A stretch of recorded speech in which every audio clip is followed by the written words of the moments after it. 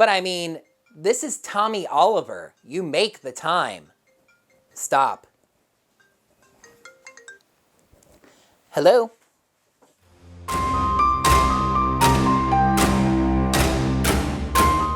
Hello there, heroes. I'm the Orange Ranger, and welcome to a special edition of a comically long review. When a month has 5 Wednesdays, comic publishers have to make the choice of which of those weeks they might want to come out on. Mighty Morphin Power Rangers has been coming out on the last Wednesday of a month, and they have decided to stick with that with the 5 Wednesdays. Thus, Mighty Morphin Power Rangers issue number 44 is coming out October 30th, not October 23rd, which coincidentally enough is the day I'm filming this.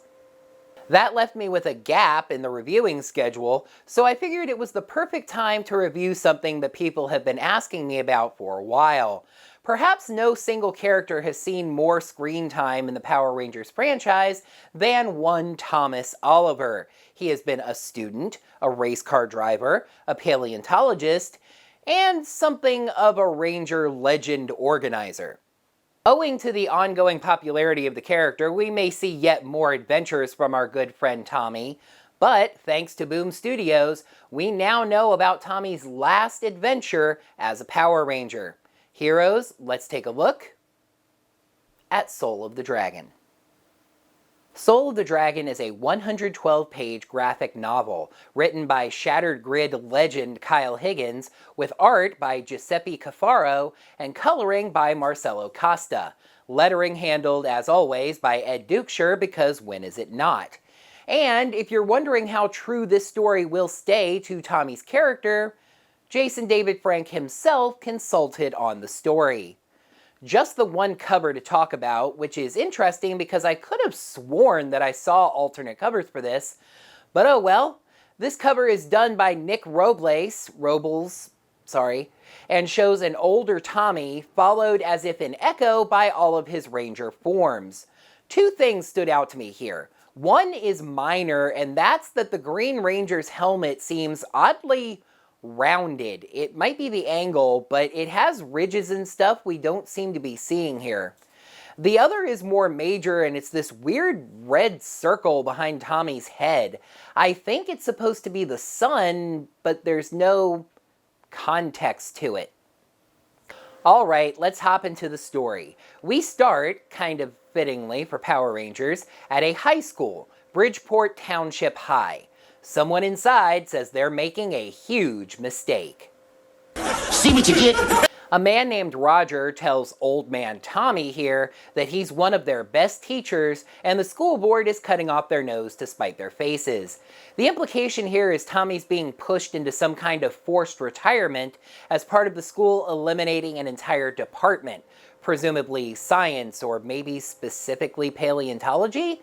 A woman asks if he has any other offers, but Tommy's made no decisions yet. Oh, hey, Kat!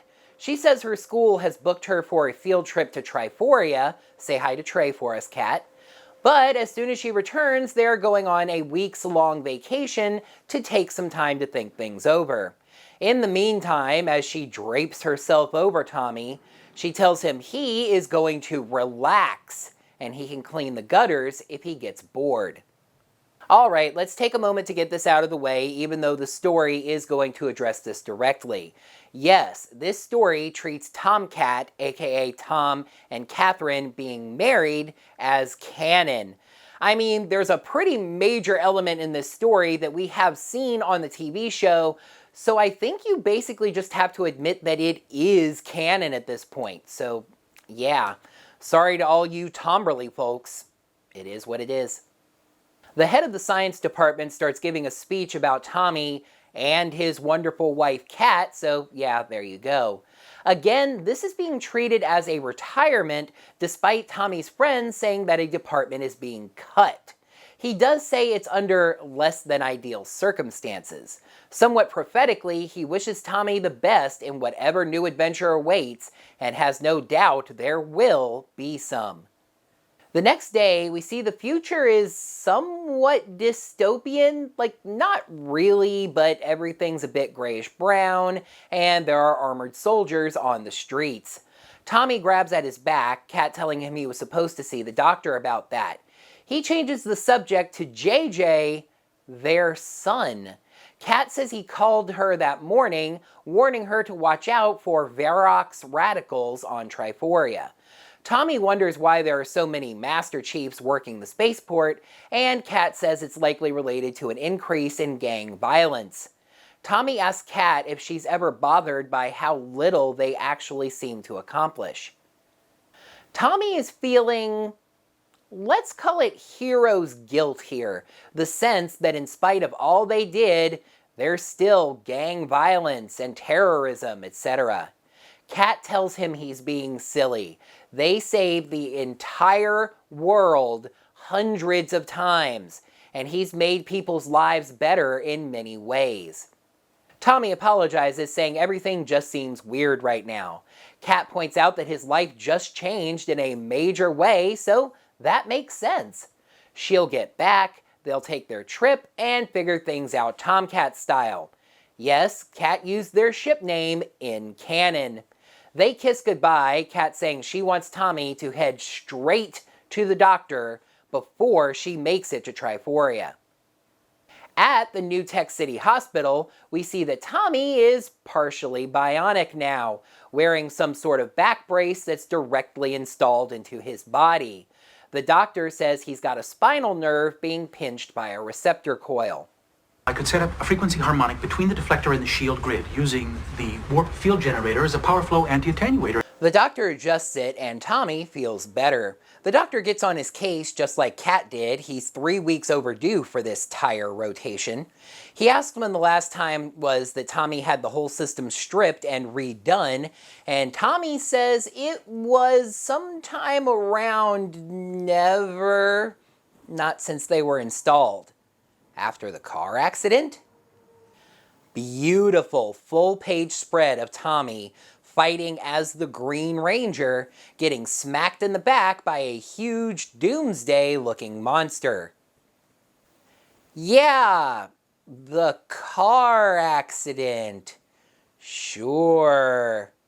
The doctor says the system is actually holding up pretty well, but could stand some deeper maintenance, scheduling Tommy in for it. At his home, Tommy looks at a picture of the good old days, the Mighty Morphin team seemingly at some kind of a party. He sets down the picture and opens a safe, pulling out the Master Morpher.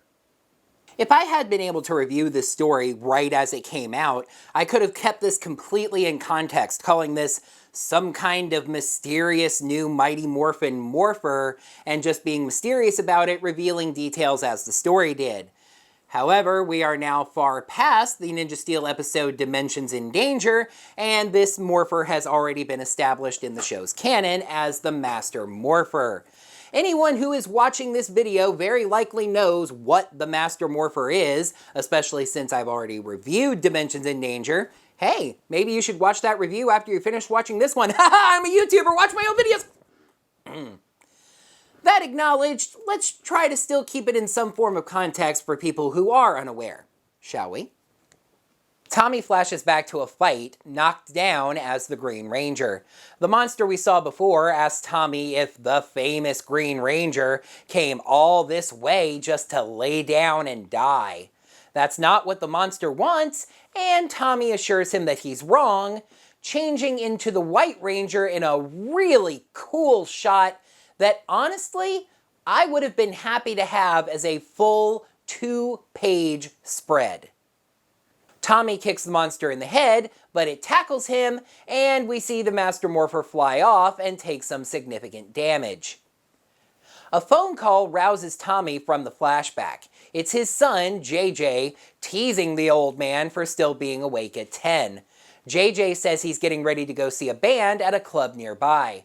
Tommy starts to berate his son for going out at 10, before realizing he just got teased about it being late for an old man, so he pivots to it being too loud. JJ asks about the party, and Tommy says it was fine, but they were hoping to see him there. He says he couldn't get free from work. Tommy asks what he's working on, and JJ says that SPD said he can't talk about it. Yes, SPD. JJ is an SPD officer. Kat called JJ and asked him to make sure that his dad went to the doctor, Tommy telling him about the request to redo the chassis. JJ's Uber shows up and he says that he has to go. Tommy asks when they can see him again, and he says next weekend. Well, maybe the next. You know what? We'll see. Tommy looks at the Master Morpher, puts it away, and goes to bed. JJ gets where he's going, but a gang of rough folks set on him. He says he doesn't want any trouble, but a dude that looks for all the world like an Andorian from Star Trek tells the gang to take him. JJ's a skilled fighter, managing to get free and run away. Suddenly, there's a green explosion knocking JJ down. Whomever it is says they just want to talk, and JJ is shocked at what he sees. A few days later, Tommy gets some groceries and puts them in the car. He starts to leave, but a purple-haired woman lets herself into his car. She looks kind of like an Equation, but has more human features. Her name is Anara, and she says she's a friend of JJ's, same cadet class, and they need to talk. She thinks JJ is in trouble. The two were going to meet at that concert, but JJ never showed up and has been incommunicado ever since. Tommy says SPD just keeps JJ really busy. Maybe he just had to work. What? Mr. Oliver, JJ quit SPD. She says JJ quit a few weeks ago, saying something happened, but he wouldn't talk about it. She thinks JJ didn't trust SPD anymore, and now he's missing.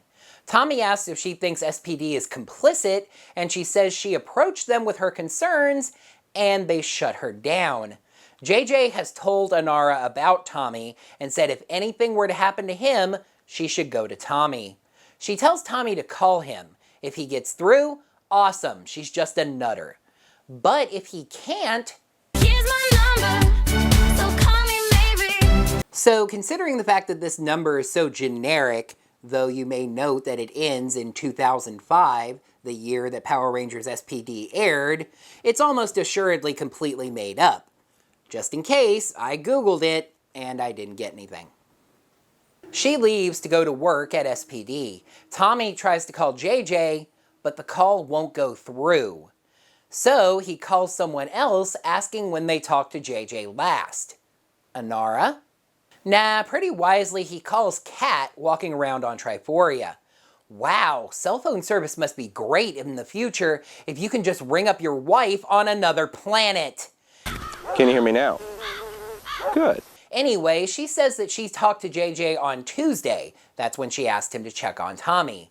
She gets the idea that something is going on, and Tommy explains the situation. She tells him to stay calm, even as her face starts melting. JJ would have told them if he was leaving, also pointing out that Sky would have told them about anything going on. He says he's on his way to see Sky, and she asks for updates as soon as he has them. At SPD headquarters, which appears to have coiled up like a snake all the way into outer space, Tommy meets with Sky.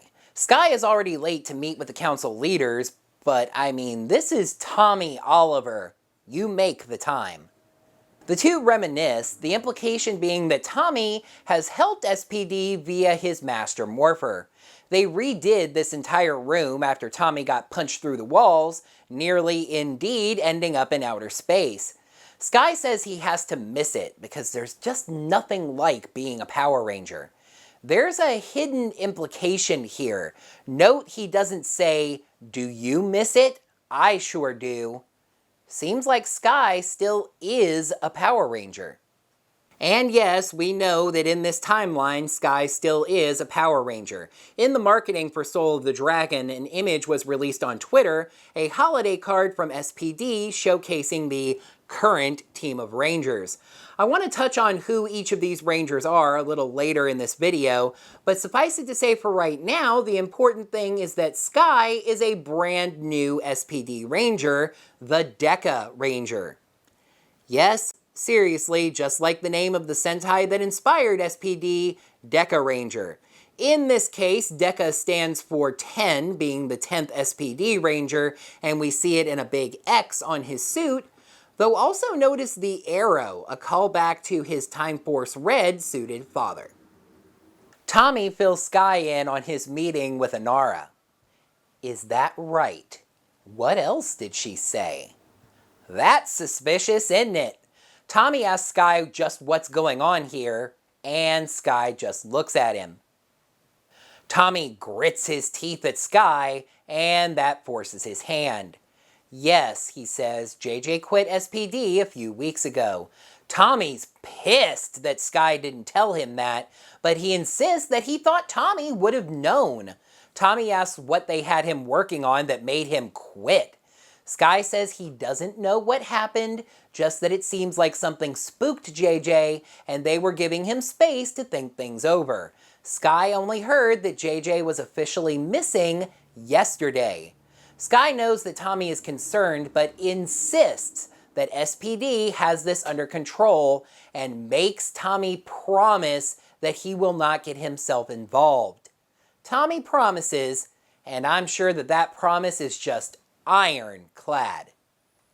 Back at home, Tommy is packing for something, talking to Kat on the phone. He says Sky is keeping something from him and he's going to link up with Inara and find out what's going on and find JJ. Kat says his name hesitantly and Tommy launches into a speech. SPD didn't even know he was missing and she told him to recognize the good he has done. Well, their son is in danger and he has a way of helping him, so he has to do it. Excuse me, did you just say? I don't really follow Tommy's line of logic there. Don't get me wrong, I absolutely understand that he wants to save his son, but specifically mentioning how Kat said that she wanted him to recognize the good that he has done has nothing to do with what he needs to do right now. The closest link I could come up with is something like JJ is something good that they have contributed to the world, and now that good needs defending? No, sorry. Anyway, Kat says she agrees. She wasn't trying to talk Tommy out of this, just telling him to be careful with it. Listen, I'd be mysterious here, but clearly she's talking about the Master Morpher. He hasn't used it in a long time, and something went wrong with it the last time. He confirms that he has packed it, but says it's only for emergencies. Sure, Tommy. Tommy and Inara sit in a back alley in a car. She explains that JJ fixated on the increase in gang violence, especially reports that lone gang members were wiping out dozens of rival gang members in their territory, leaving without a scratch. JJ figured some kind of new weapon had hit the streets, but investigating, all he could find was a link to someone called the Witch. Tommy asks why they've come here, and Inara says that JJ found a man named Maurice that is connected to the Witch. He used to hang out here. Tommy starts to get out and she asks what he's doing. He's going to go in and ask around for Maurice. She tells him that's a terrible idea. This place isn't exactly welcoming to humans. Okay, I get that there are immigrant communities and countries with hangouts that aren't welcome to the majority in that country, but this comes off as really odd. A place on Earth that isn't a welcome spot for humans. On Earth. Tommy says that unwelcome spots are exactly his sort of thing. Tommy enters the cantina, seeing aliens slugging booze. The bartender eyes him and he asks for a club soda, claiming he's driving. He sees a particularly rough group at a table nearby and asks the bartender about them. The bartender says she's not going to tell him about other customers, but he says if she helps him find out if any of them are named Maurice, he'll make it worth her while, setting the new design of a $20 bill on the table. She tells him to hold on and walks over to the group. After a few moments, they start walking over to him. They ask if he has a problem and he says no, but they tell him they know he's slipping the bartender 20s to find out about them. Tommy turns to the bartender saying he was trying to find someone discreetly. She tells him to bring larger bills, and I have to admit that she has a point. $20 is probably the tip on a table of drinks, not exactly risk your reputation and or life kind of money. Tommy makes an odd move, laying the entire situation out about his son and Maurice. The ringleader of the group tells another to snag him, and the alien uses his pants or dress or lower extremities to ensnare and electrify Tommy. Tommy says there's been a misunderstanding, but they don't seem swayed.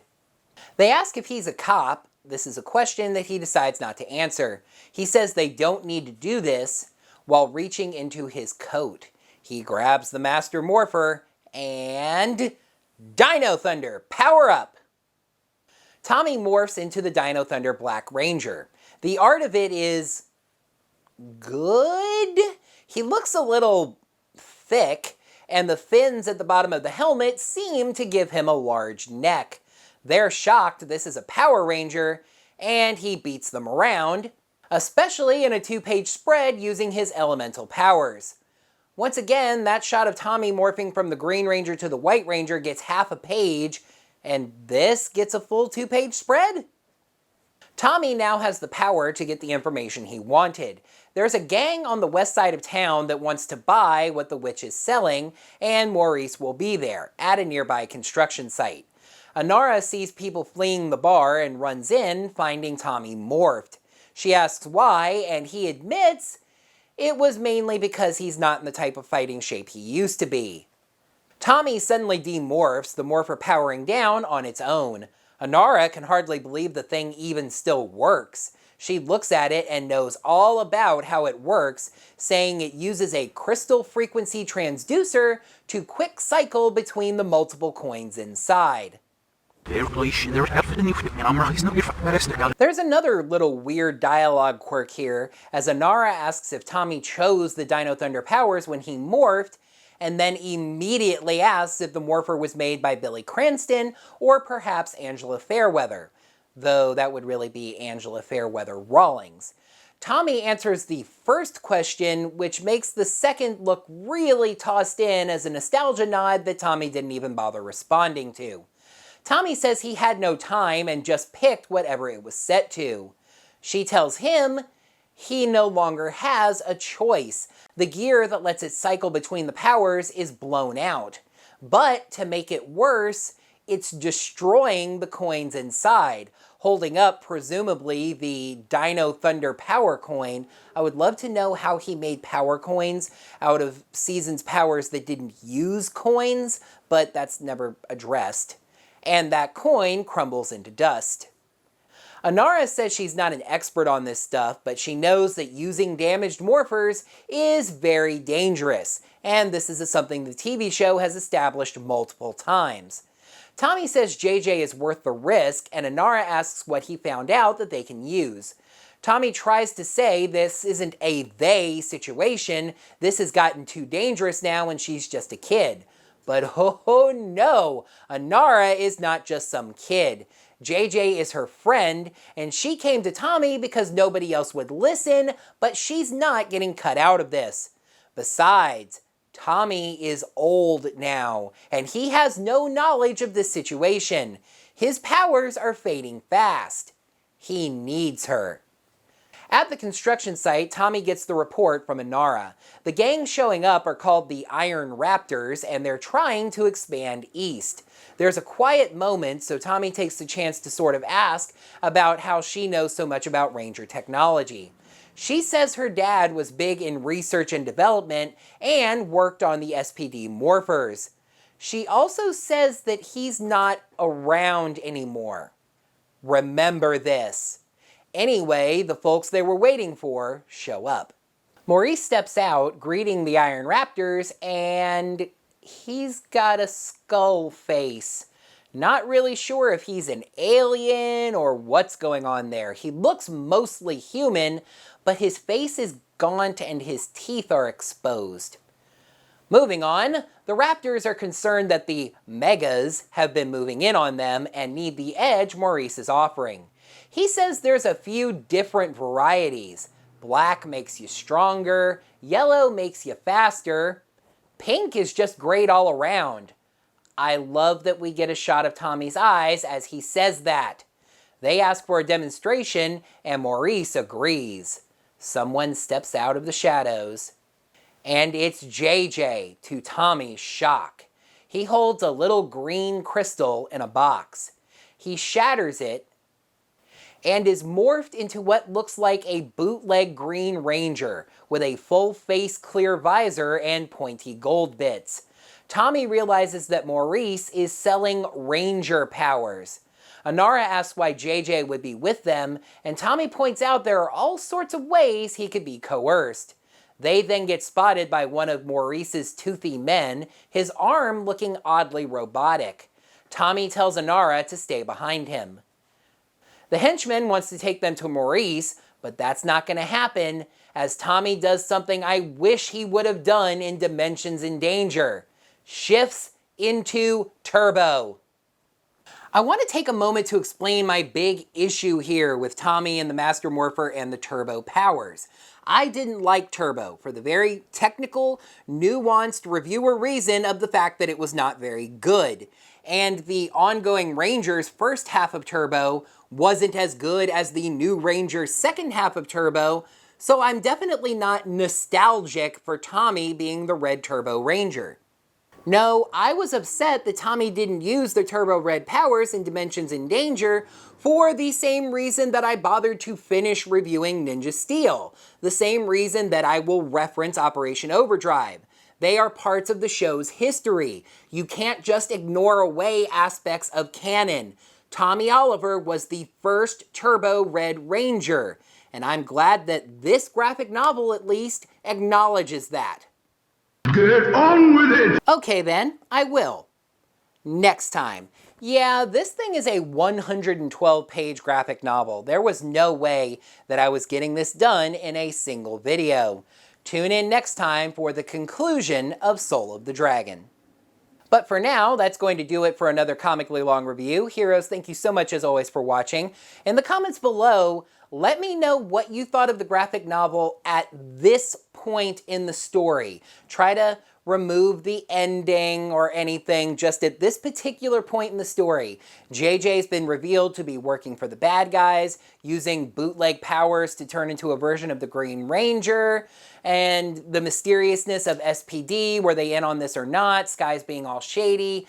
To this point in the story, what were you thinking? What was going through your mind? Let me know that down in the comments below. While you're down there, make sure you smack that thumbs up button and let me know that you enjoyed this video. Please make sure you subscribe to the channel to see all of my videos and ring the bell. Get your notifications set up so you'll be notified whenever I post brand new videos like these comically long reviews and the next edition of this Soul of the Dragon review. If you'd like to lend any financial support to my channel, graphic novels aren't the cheapest things in the world, you can become one of my patrons on Patreon. Head on over to patreon.com/OrangeRangerVideos. You can see the various tiers I have and the benefits. Greatly appreciate that. If you can't commit to the monthly game, you can head on over to ko-fi.com/OrangeRangerVideos. I normally hold up an imaginary coffee. In this case, I want to hold up a real water just to show you how big this is. But imagine this is a coffee. Those are set at $3. They are delicious. This is really good water, but those coffees are also quite tasty. $3 a piece, like I said. I can really set the cup down this time. I greatly appreciate any financial support I find at either of those sites. Until next time, heroes, when we conclude this story, may the power protect you. Hello there, heroes. I'm the Orange Ranger, and welcome to another comically long review. A special edition of a comically long review. But thanks to Boom Studios, we know owing to the popularity of the character ongoing as, Soul of the Dragon is a 112-page something. Again, this is being treated as a retirement despite Tommy's retirement. That didn't sound right, but I'm sure it was. A few days later, Tommy gets in bed. Well, that was opportunistic. Tommy asks if she thinks JJ is complicit. Wow, cell phone service must be great if the future. And yes, we know that Sky still is a Power Ranger. I'm skirting that again so I can sit up. Well, there was no way I was getting this done in a